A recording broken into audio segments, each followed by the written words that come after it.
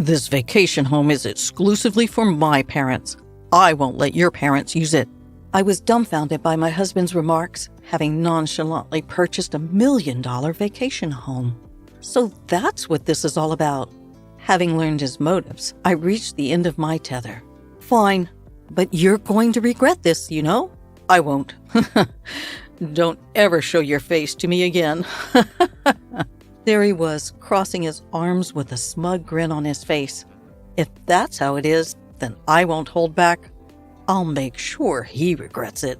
My name is Kathy. I married my husband Robert 4 years ago, and we've been living as a couple. Neither of us have any particular hobbies, so our savings kept growing. If I had to name one indulgence, perhaps it would be brewing coffee from beans on a weekend morning. Speaking of which, your mom's birthday is coming up soon, isn't it? With a freshly brewed coffee in hand, I asked my husband. We're both in our mid-30s. Robert's parents turned 60 this year, a year ahead of my parents. How about we give them a spa retreat as a gift for their birthdays? It'd be a nice memory, don't you think? A good idea, right? When I suggested this, my husband agreed, saying, "That might be a good idea. I'll ask my parents if they want anything specific. If not, we'll give them the spa retreat. It'll kill 2 birds in 1 stone." I didn't mean it like that. I know. Just joking. Next time I see my parents, I'll talk to them about it. Kathy, can you look up some good spas? I got it. How about we go on a trip too? It would be nice for a change. 2 weeks passed and my mother-in-law's birthday was fast approaching. Hey, we need to make a reservation soon. At this rate, we won't even make it for my father-in-law's birthday. Did you talk to your parents? In response to my hurried question, my husband answered leisurely. Oh, did I not tell you? I've already asked their preferences, so it's fine. We don't need to book the spa retreat. Is that so? Then it's okay. But what did they say they wanted? Eager to choose a gift together, I asked that question. But my husband gave me a look that suggested he found it troublesome. I'll handle everything. It's my parents' 60th birthday. You don't have to get involved, Kathy. I couldn't hide my surprise at Robert's words. He had never brushed me off like this before. That's not a nice way to say it. I was getting emotional. Why won't you tell me? We've always chosen gifts together. Every year, we had decided on gifts for each other's parents together. So why suddenly, at a significant milestone like their 60th birthday, would he say something like this? I didn't understand my husband's thinking and was frustrated. I don't like to boast, but I'm generally a mild-mannered person.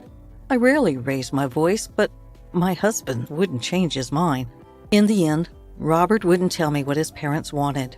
Since then, there's been an uncomfortable atmosphere between us, and we only communicate about necessary matters. Even when we drink coffee brewed from beans, we remain silent. The day before my mother-in-law's birthday, my husband spoke to me for the first time in a while. We're going out tomorrow to celebrate Mom's 60th birthday, so get ready, Kathy. We're staying overnight, so be prepared for that too. When he suddenly said we were going out, I panicked. What? Where are we going? If we're staying overnight, you should have said so earlier. I have a lot to prepare. I just told you, didn't I? You're definitely going to be surprised. In contrast to my panic, my husband was in high spirits. The next morning, we got into the car early and went to pick up my in-laws. They were very excited from the morning. I'm so excited. I never thought I'd get to celebrate my birthday like this. I really can't thank you enough. Right, honey? Yes, indeed. Thank you so much, Robert, Kathy. No, happy birthday, Mom-in-law. I felt awkward because I hadn't been involved in choosing the present at all. Even when my in-laws expressed their gratitude, I could only respond vaguely. Then my husband said something. Really, it's all thanks to Kathy. Thanks. He was backing me up. I was really happy with my husband's consideration. We'd had been at odds recently, but it felt like we could go back to our old relationship. My gloomy feelings lifted, and I decided to enjoy the journey to our destination. We arrived at a beautiful cabin nestled in the woods. The entrance was spacious, and the living room was entirely glass, making it quite attractive. The cabin was surrounded by trees, giving it a harmonious feel with nature. There were 3 bedrooms and even a hot tub in the bath. We're staying here? It's so lovely. I excitedly talked to my husband and apologized for my previous attitude. I never thought Robert would choose a place like this. I don't think I could have found such a wonderful place. Leaving it to Robert was the right decision. I'm sorry, I've been so irritable lately. My excitement skyrocketed at the sight of the beautiful cabin. Then he blurted out something unexpected. It's no biggie. If I were alone, I wouldn't have been able to buy such a cabin. It's because of Kathy that I was able to buy it. What? And suddenly, I was at a loss for words. Buy? What's he talking about? As my head was filling with questions, my in-laws joined the conversation. Thank you so much, Kathy. We never thought we'd get such a beautiful cabin. Right? We were thinking about setting up a new home when we turned 60 and even considering living together. But remember, we decided not to live together, right? So we were like, we'd love a cabin, and we talked to Robert about it. From the beginning of our marriage, it's true that I declined to offer to live together once. I wanted to enjoy our life as a couple, and my in-laws were still in good health, so I thought it was too early for us to live together. Robert agreed with my thoughts, and we agreed to live together when my in-laws began to have difficulty with their lives. But I never expected them to ask for a new home as a present for their 60th birthday. Especially a cabin? That was going too far. Trying to control my rising panic, I asked my husband, Robert, this is a joke, right? There's no way we could afford to buy such a lovely cabin. What's the point in springing a surprise on me? It's mother-in-law's birthday. The surprise should be for her. It's not a joke. This is a genuine cabin that we bought. What? Upon hearing my husband's reply, everything went dark before my eyes. While I was in a state of shock, he continued, Man, it really saved us. They said I couldn't get a mortgage on my own income. It was a good decision to get a joint mortgage. Hold on a minute. I didn't hear anything about this. I just told you, and it's not a bad thing for Kathy, is it? You just said it was a lovely cabin. It's ours. That's not the issue, isn't it? How much did this vacation home cost you? My frustration aimed at him. He dropped a surprising fact. $1 million. What?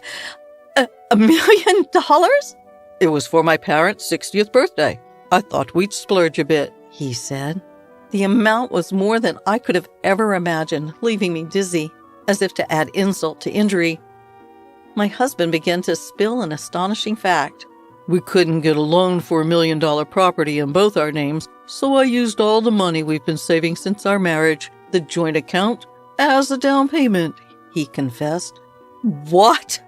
By this point, I was past beyond being shocked and was just plain dumbfounded.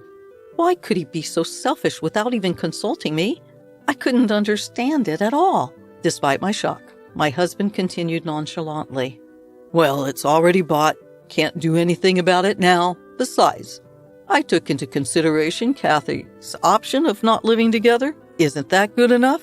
And this vacation home, we can do whatever we want with it.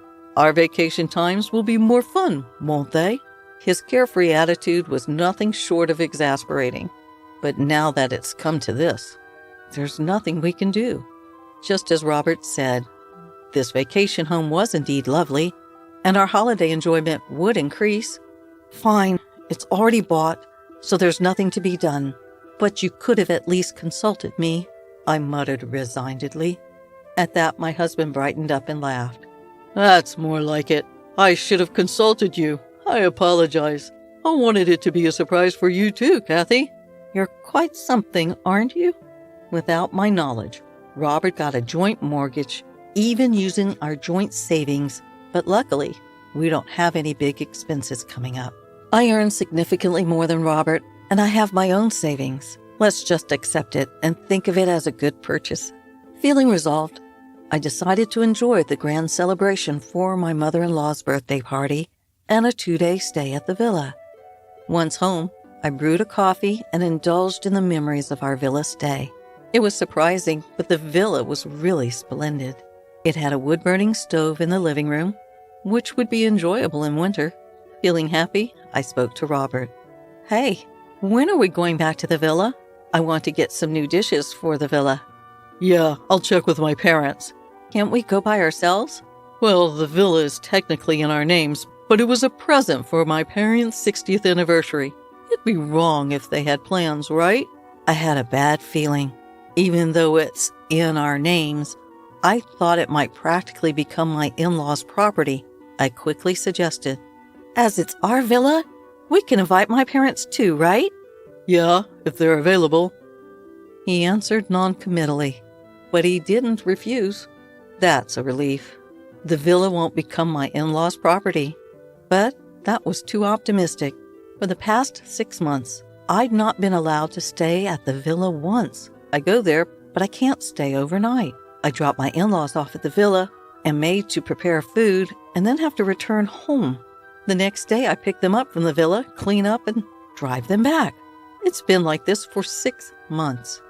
Despite my many complaints, Robert always has some excuse and sometimes even yelled at me.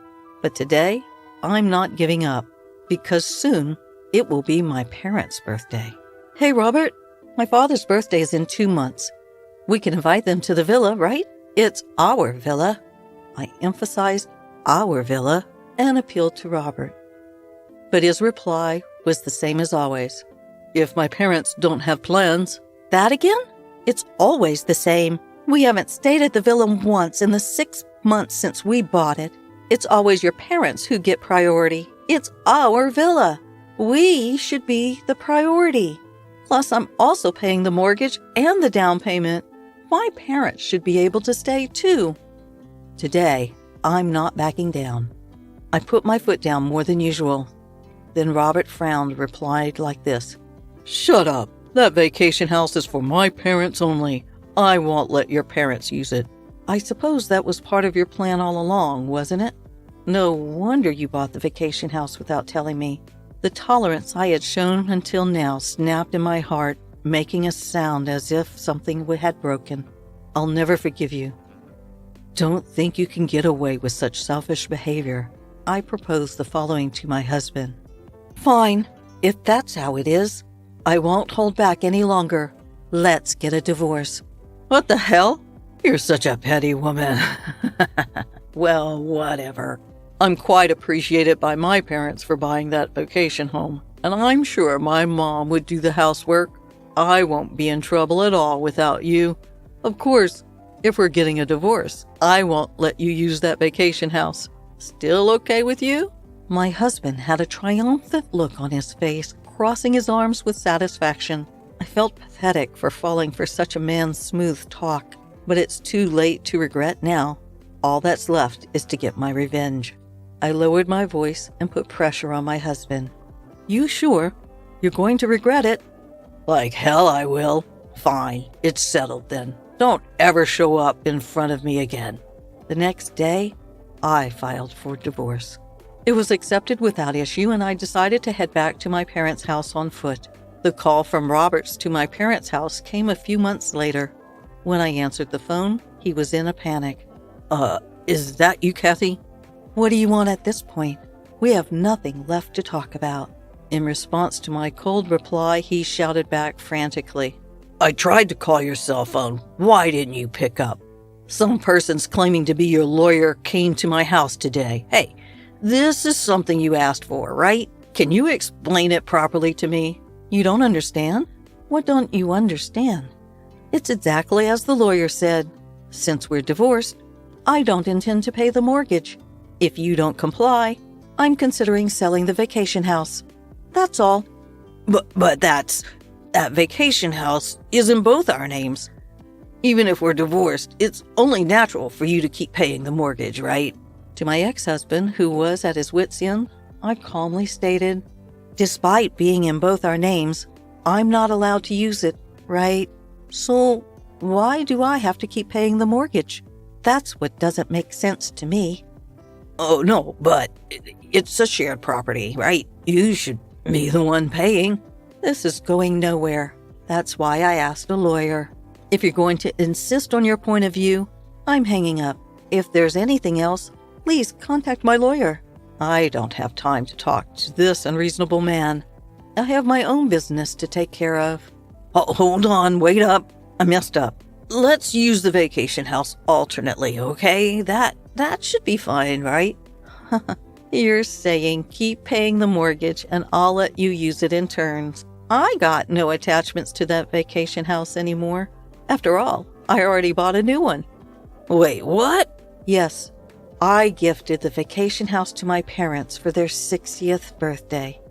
It's not exactly a $1 million estate, but a cozy cottage that they love. Are we done here? I don't have time to be chit-chatting with you. Hold on, please. I quit my job. I know that. What? It was probably my father who caused it, wasn't it? My father is an executive in a top-tier company. He has many acquaintances, presidents, and executives of other companies. Robert's company president was one of them. Angry at Robert's treatment toward me, my father must have talked to Robert's company president about it. How can we have such a person in our company? The president expressed his anger. I don't know the details from there, but I had heard that Robert chose to resign on his own. I'm sure Robert's company president did something behind the scenes, considering the future. Hey, help me out, Robert pleaded with a tear-choked voice. I've started receiving contemptuous looks from my coworkers. I chose to quit. I found a new job, but the salary is less than before. I can't keep up with the mortgage payments on my own. Your father is the cause, right? Then isn't it his responsibility to continue paying the mortgage? He's so self-centered. How much further will he go to satisfy himself? I was at my limit with his selfish comments. Sure, my father might have caused you to quit your job, but the one who created the initial cause was you, Robert, wasn't it? Don't twist it to suit your narrative. You're the one who's wrong for touching our shared property because you wanted to look good to your parents. You've brought this on yourself. I didn't think it would turn out like this. You reap what you sow. I hope you suffer in the depths of mortgage hell, you selfish jerk. Wait, please. I heard his desperate cry, but I hung up the phone without waiting. In the months following, I negotiated through a lawyer and finally got out of the mortgage for that vacation house. In the end, Robert couldn't continue paying the mortgage on his own, and the vacation house seemed to be sold. Because the property's value had decreased, it seemed Robert had ended up in debt. Even his in-laws were flabbergasted, and he is reportedly living a ragged life in a cheap apartment now. His parents, too, are now the talk of the neighborhood for losing the vacation house they were always boasting about. On the other hand, I'm leading a busy, fulfilling days as the vice president of my father's company. Now the happiest times are when the three of us visit the vacation house on our days off and relax with a cup of coffee.